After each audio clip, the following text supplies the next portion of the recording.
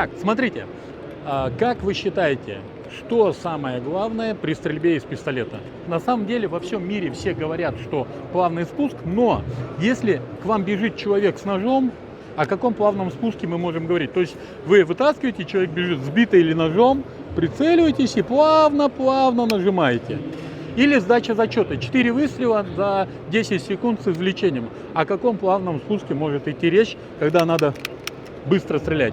Если вы посмотрите разные стили стрельбы, там везде быстрое нажатие. Как плавно невозможно нажать. Некоторые говорят, не надо ждать выстрела. А как не ждать выстрела, если ты нажимаешь, если ты какое-то действие делаешь? То есть то же самое получается, когда едешь на машине, если крутишь влево руль, не жди поворота влево. Ну, как-то, бред какой-то, да? Если ты нажимаешь спуск, выстрел в любом случае, ожидай, не ожидай, он все равно будет. Нет, это все неправильно. Правильное нажатие на спусковой крючок – это любое нажатие, при котором мушка с целиком останется на прицельной линии или на точке прицеливания. Любое нажатие, вы можете вверх ногами, быстро, медленно. Допустим, если мы технически неправильно нажимаем, даже если мы правильно нажимаем, у нас влево уйдет там, или вправо уйдет. Поэтому все плавно нажимают, вроде и промахиваются также плавно. Теперь смотрите, как сделать так, чтобы он нажался так, чтобы мушка с целиком осталась на прицельной линии. Сгиб пальца должен быть такой, в обязательном порядке, ни в коем случае не так. Почему? Потому что при таком он уходит дальше. Если палец глубоко вставлен в спусковую скобу, то увод пули в основном влево, при правом хвате пистолета, вот сюда. Если мы не до конца нажимаем, то вправо. Поэтому, если мы, нажатие в обязательном порядке должно быть центром первой фаланги указательного пальца, только центром. При стрельбе одной рукой, если нам надо 4 выстрела сделать, там 3 выстрела за 4 минуты, мы можем как угодно нажимать. Почему? Потому что в процессе нажатия отклонение пошло, мы можем выровнять кистью или выровнять перехватом небольшим. Да? У меня зачеты сдавали при стрельбе одной рукой. Там они успевают выровнять. При быстрых нажатиях они не успеют. Если мы будем сгибом нажимать, не получится так делать. Попробуйте сделать вот так. Мало у кого получится. То есть вы должны прожимать вот так. Вообще лучше уметь каждым пальцем отдельно друг от друга делать. То есть можете двумя делать. Да. Вот смотрите. Первое. Во всем мире стреляют вот так. Плечи подняты. Правильно? Вот так стреляют. Какая мышца поднимает пистолет к глазам? Передняя дельта. Вот она, эта мышца. Вот поднят пистолет. Вот она поднимает. А почему вы поднимаете трапециевидной мышцей? Почему вы поднимаете вот так? Смотрите, дай мне шеврон. Давай. Вот. Вот так удобно давать? Вот показать удобно вот так? Да. А почему ты плечо не поднимаешь? Почему ты не показываешь? Расслабь руку, расслабь. Почему вот так не показываете? Так удобно же вам. То есть вы подходите и говорите, на тебе шеврон. Нет. Естественно, моя методика стрельбы заключается в том, чтобы анатомически было удобно стрелять. Вот это неправильное движение. Почему? Потому что работает трапециевидная мышца. Трапециевидная мышца, она в физическом плане очень сильная, но в статическом напряжении она самая слабая. Я образно говорю, она не самая сильная, сильнее квадрицепса, например, да, и сердечная мышца еще сильнее. Но если вы подняли вот так трапецией, то у вас через некоторое время, когда напряжена трапециевидная мышца, мозг отключает стабилизаторы рук. И у вас начинает дрожать пистолет. Видели такое? Бывало? Это не от того, что у вас руки слабые. Он весит пустой 730 грамм, по-моему, с патронами 810-820 грамм. Что это? Это мы 5 килограмм спокойно вот так поднимем, да? Я вообще за ухо человека могу поднять. Я не буду показывать сейчас, да. 2 раза ухо оторвалось просто, поэтому уже некуда их девать. Теперь смотри, бери. Давай руки. Смотрите, вот он делает. Он поднимает плечами и выводит в замок. Замок, видите? Теперь держи, прицелься. Его вся сила не стоит половинки силы моего мизинца. Смотри, вот выстрел. Видели? Если у вас 1 миллиметр отклонения вот здесь, вы его даже так четко не увидите, то на 25 метров это 19 сантиметров. Теперь смотри, держи опять, напрягись как угодно, вот как угодно, напрягись, прям зажмись, вот прям сильно-сильно. Вот, прицелься, вот, его, вот. Видите, он вылетает из тапочек. Именно поэтому я могу с Мосинки спокойно стрелять, видели, да? С Мосинки одной рукой пехотной стреляю, 7,62 на 54. Из пулемета спокойно весь 200-ку спокойно стою, и меня не бросает. И все спрашивают, а где отдача? Отдачи нету. Реально нету отдачи. Она в физическом как бы плане есть, но организм наш ее полностью компенсирует. Теперь, чтобы понять все, нам надо понять, почему локти в замке. Прицеливайся. Вот. Плечо поднято опять, видите? Вот. Теперь давайте представим, что вот здесь стоит коллиматорный прицел. Можем представить? Вот, видите, как он стоит? Теперь давайте представим, что коллиматорный прицел в руке. Расслабься полностью. Теперь вот возьми в руку коллиматорный прицел. Посмотри в него.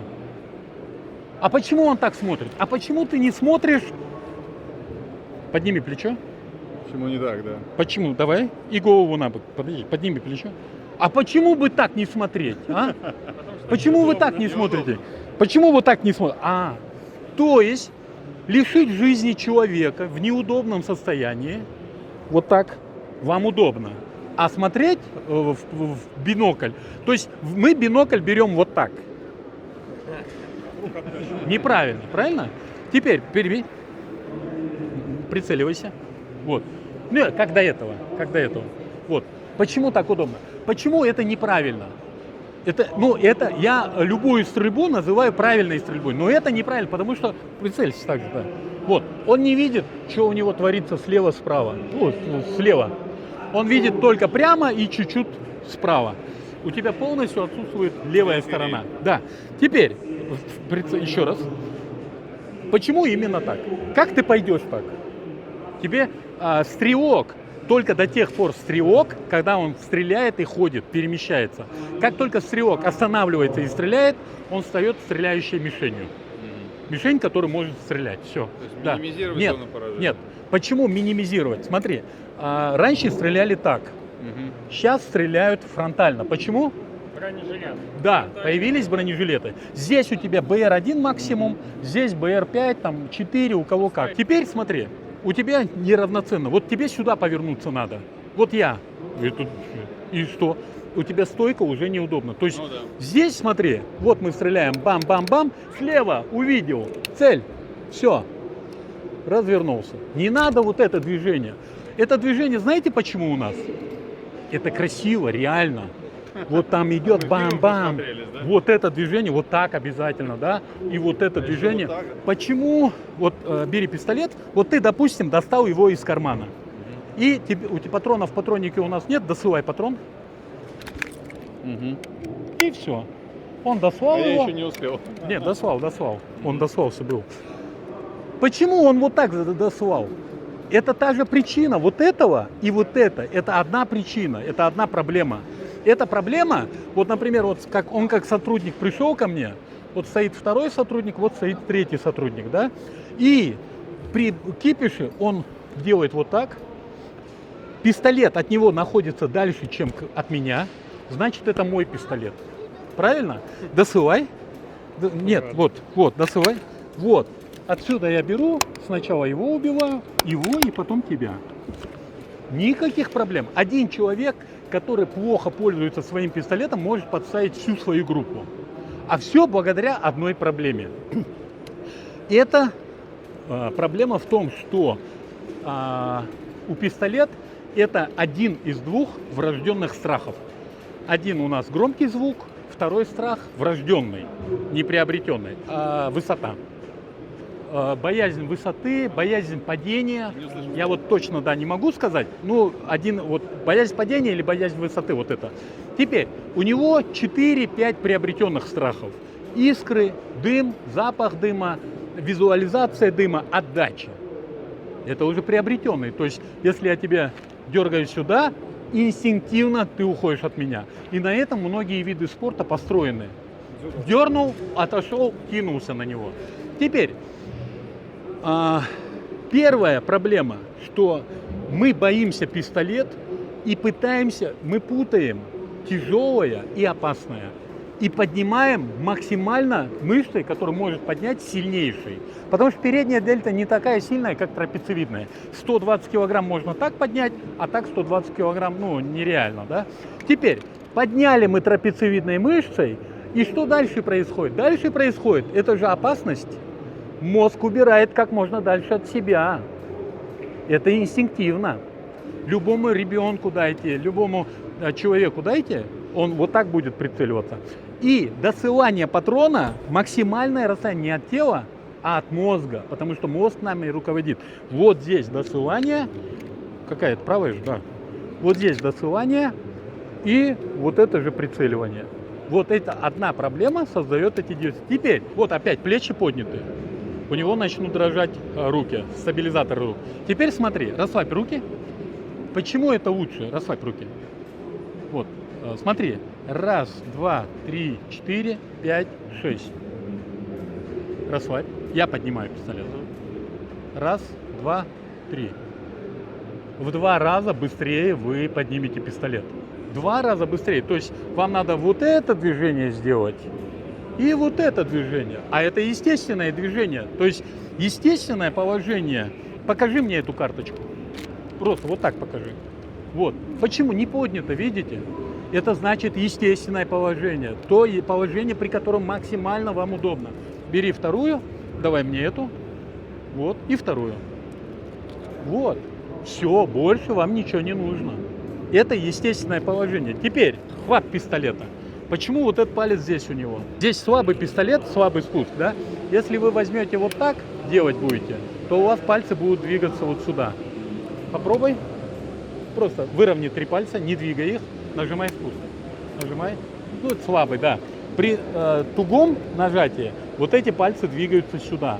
Как я видео показывал. Но это видео никто не понял. Когда у вас рукоятка здесь, то этот палец убирает, влево уводит. Поэтому вот этот палец должен стоять здесь. При нажатии вот так получается. А когда палец, это я одинаково давлю. А отклонение на 1 миллиметр угловое 19 сантиметров. То есть это очень далеко. Мы изначально, вас никто не учит. Вам говорят, это направление на цель. До 15 метров, вот у меня пистолет. Вот я направил ему на голову. Вот я. Вы же можете пальцем показать него? Можете, правильно? Вытаскиваете пистолет и направляете. Все. Этот палец, вы поднимаете пистолет для того, чтобы прицелиться, правильно? Нет. Палец уже прицелится, вот. Пальцем тыкнул, вот его голова, вот. Пальцем тыкнул, вот. Всегда попадете. Нам для чего его поднять? Можно огневой контакт из пистолета, какая дальность? Ну вот такая, правильно? Вот так можно попасть в него? Зачем поднимать? Пули в сердце. 10 секунд человек живой. При попадании в сердечный клапан 2 секунды. При попадании в носогубный треугольник 0,2 секунды. И если у него находится пистолет, мне легче сразу ему в носогубный треугольник выстрелить. Отсюда, ну вот сейчас попал, да, но отсюда будет трудно. Или же в сердце сразу, или в сердечный клапан. То есть нам надо быстрее вывести. Вот так в человека попасть. Ну пуля, если попадет в живот ПМа, да, что, да, его спасти могут, он может стрелять еще, правильно? Он умирает там от кровопотери в основном. При одной попадании пули 70% что не умрет, 30% что умрет. 30% это кровопотеря и орган, печень, там, сердце и мозг. Да? Остальное заштопают, 15 минут он спокойно, ему будут оказывать помощь, он выживет. Теперь смотрите, вопрос такой, почему мы стреляем с пистолета 2 раза? Чтобы для поражения мишени нам надо 2 выстрела в мишень. Я говорил тебе, да. Почему 2 раза? Вот образно он стоит, и я в 2 раза стреляем. Одно из поражающих свойств пули – это ее останавливающее действие. Останавливающее действие пули – это на 80 килограмм человека 900 джоулей. Тогда человек остановится гарантированно. Это то же самое примерно, да? Бежишь с ножом на меня, и я тебя кувалдой там ударил, остановил. одно попадание, ну, 300, здесь, например, здесь там 320, примерно 380, это на близкой дистанции, на дальней, поэтому мы 3 делали. 3 выстрела на 25 метров, это 900 джоулей. Но здесь, на короткой дистанции, если вы выстрелите бам, и потом бам, останавливающее действие не будет. У него будет 2 пробоины просто. Но не остановит. То есть, да, человек нож вытащил, вот с этой дистанции, и он бабам, я упаду здесь, осяду. Если он бам, я успеваю ударить, он еще раз может выстрелить. Одна из причин, почему мы перешли к двуручному хвату, это то, что уменьшился калибр пуль. То есть раньше же нам говорят, стреляли одной рукой, потому что скакали на конях. Откуда столько коней? Откуда это? У всех кони были, что ли, да? Там не было коней. Просто калибр оружия был мощным. Противник не имел средств индивидуальной защиты. Я тоже не имел средств индивидуальной защиты, поэтому мне нужно было уменьшить силуэт. Ты знаешь, что боком на 25 метров ты даже с ПМа не попадете в меня? Ну, примерно, да? Влево-вниз уходит в основном, сюда улетит. Вот. Мне нужно было уменьшить силуэт. У тебя бронежилета нет. И патроны, помните, были? 45-й в основном. 45-й, 40-й калибр. И одна пуля решала все. То есть медицина была на низком уровне, он все равно умирал. Практически там в ногу попало, ногу отрезали. Ну, заражение, да. Поэтому, если вы в фильме видите, что пулю выковырял и выкинул, на самом деле человек умирает, пулю можно вытащить, а остатки материала не вытащить. И это, да, они начинают внутри уже воспалительный процесс, и это, да. Я хоть по медицине не профессионал, но некоторые вещи я знаю. Теперь, почему же мы на двуручный хват перешли? Потому что калибр меньше стал, появились средства бронезащиты. Вот так стрелять, если я к тебе стою вот так, здесь БР-1 у меня, вот так БР-5, БР-4. Поэтому стало выгоднее стрелять вот так. Из-за того, что калибр маленький и 1, 2, 3 даже попадания могли попасть в бронежилет, начали стрелять двуручным хватом. Почему? Если я стреляю одной рукой, то у меня бам, подброс, ну даже вот такой, возврат, бам. Если я стреляю двуручным хватом, пум-бум. Все. Именно поэтому, да. Теперь переходим еще к одной вещи. Плечи все равно подняты. Палец, видите, не прислонен. У тебя влево будет уходить, да. Вот. Этот палец должен быть расслаблен. Почему? Вот так поставь палец и много раз нажимай на спуск. Ну, блин, слабый спуск. Видите движение пальца? Видите? Когда вот эта рука будет здесь, он будет давить сюда, и это причина увода попадания вверх. Потому что у тебя вот этот палец двигается, он давит в эту вот часть и уносит. Вторая причина, несущий, в наставлениях у нас написано, несущая часть затвора имеет подвижный предохранитель, который может поранить руку. Но в то же время, если у нас предохранитель поднимется на микрон, здесь будет осечка. Как только затвор отходит, поднимается флажок немножко, на полмиллиметра поднимается флажок, здесь происходит осечка, он приходит сюда, и повторное нажатие, выстрел происходит. Перезарядка. Вот, давай, доставай. Ага. Вот. Вниз смотрит. Зачем вниз? Вот, давай, извлекай из этого. Нет, оставь. Из-за пояса давай. Извлекай, досылай. Видите, куда у него смотрит ствол? Да. У вас должно быть. То есть извлекли, он, во-первых, тянет правой рукой и отпускает. Для вывода сюда двуручное движение должно быть. 2 руки идут отдельно. Ты тянешь здесь бицепсом, он состоит из 2 мышц, брахалис и брахиалис, а лучше толкать трицепсом, потому что это 3 мышцы, 70% руки, трицепс. И плюс, смотри, ты можешь бицепсом вот сюда тянуть трудно, поэтому вы тянете сюда, потому что бицепсу удобно. Вот так. Видишь, как трудно? Поэтому все сотрудники спецподразделений делают вот это. А мишень, вот она. Это что, мне надо так сделать? А почему бы не сделать вот так? Я извлекаю, правой толкаю, выстрел и навожу вот этим пальцем. То есть первый выстрел я делаю указательным пальцем. Движение. Видел? Быстро. Второй выстрел мы можем указывать вот этим пальцем и вот этим пальцем, правильно? Два пальца у нас работают. Мизинец у нас не работает, кстати, в таком вещи. Теперь, смотри, я толкаю, палец указываю на мишень. Могу на него, вот, толкаю, вот выстрел. Теперь вот этим пальцем я навожу на тебя. Я не разрываю дистанцию и ничего не делаю.